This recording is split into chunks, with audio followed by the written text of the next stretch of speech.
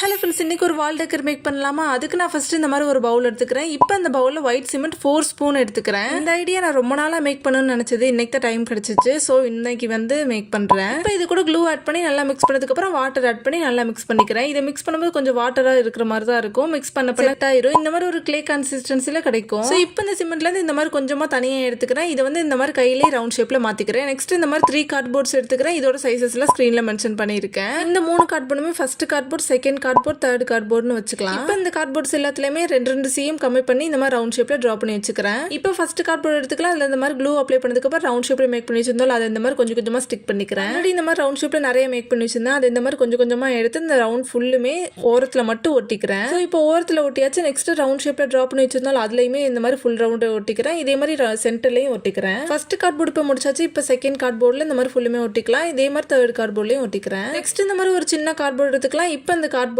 White thread இந்த மாதிரி ஃபுல்லுமே ரேப் பண்ணிக்கிறேன். ஒரு இதே மாதிரி 45 டைம்ஸ் இந்த மாதிரி ரேப் பண்ணிக்கிறேன். ரேப் பண்ணதுக்கு அப்புறம் எண்ட்ல கட் பண்ணி விட்டுக்கலாம். நெக்ஸ்ட் இந்த கார்ட்போர்டை லைட்டா இந்த மாதிரி வளைச்சு விட்டுட்டு இதோட சென்டர்ல ஒரு த்ரெட்டை வச்சு நாட் போட்டுக்கிறேன். Double time. இதையுமே ஃபுல்லும் நாட் போட்டதுக்கு அப்புறம் எக்ஸ்ட்ரா இருக்கிறத கட் பண்ணி விட்டு இந்த கார்ட்போர்ட்ல இருந்து த்ரெட்டை வெளியே எடுத்துக்கலாம். ஆல்ரெடி த்ரெட் போட்டு வச்சிருந்தா அந்த இடத்துல இந்த மாதிரி கொஞ்சமா ஸ்பேஸ் விட்டுட்டு இந்த மாதிரி ரேப் பண்ணதுக்கு அப்புறம் கட் பண்ணி விட்டுக்கிறேன். நாட் போட்டதுக்கு அப்புறம் த்ரெட் இந்த மாதிரி தான் இருக்கும். இப்போ இதோட பாட்டம்ல ஃபுல்லுமே கட் பண்ணி விட்டதுக்கு அப்புறம் ஷேப்பா கட் பண்ணி விட்டுக்கிறேன். இதே மாதிரி இன்னும் 2 பீஸ் மேக் பண்ணி வச்சுக்கிறேன். நெக்ஸ்ட் ஒரு பவுல்ல ஒயிட் அண்ட் வாட்டரை மிக்ஸ் பண்ணிக்கலாம். அது இந்த மாதிரி ஃபர்ஸ்ட் கார்ட்போர்ட் மேக் பண்ணி வச்சிருந்தாலும் அதுல ஃபுல்லுமே பெயிண்ட் பண்ணிக்கிறேன். இது அக்ரிலிக் பெயிண்ட்ல ஒரு டார்க் ப்ளூ.